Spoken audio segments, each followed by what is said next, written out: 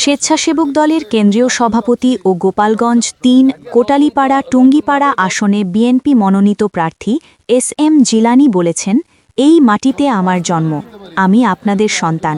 একটি বারের জন্য আমাকে সুযোগ দিন, আমি সুখে দুঃখে আনন্দ উচ্ছ্বাসে আপনাদের পাশে থাকতে চাই। আজ বৃহস্পতিবার গোপালগঞ্জের কোটালীপাড়া উপজেলার আমতলী ইউনিয়নের পূর্বপাড়া গ্রামে সনাতন ধর্মাবলম্বীদের সাথে মতবিনিময়কালে তিনি এসব কথা বলেন।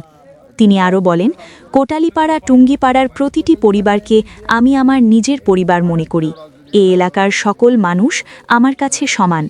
দল বল নির্বিশেষে আমি সবাইকে সমান চোখে দেখি। আগামী নির্বাচনে যদি আমি সংসদ সদস্য নির্বাচিত হয়ে সংসদে যেতে পারি, তাহলে সবাইকে নিয়ে কোটালীপাড়া টঙ্গিপাড়াকে আধুনিক উপজেলা হিসেবে গড়ে তুলব।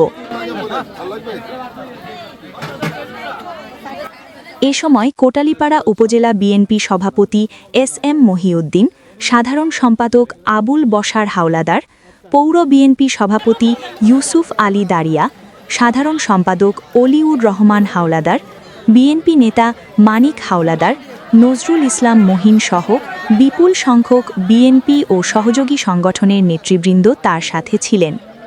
এর আগে SM জিলানী আমতলী ও সুয়াগ্রাম ইউনিয়নের বিভিন্ন গ্রামে গিয়ে ভোটারদের কাছে দোয়া ও আশীর্বাদ প্রার্থনা ও মতবিনিময় করেন।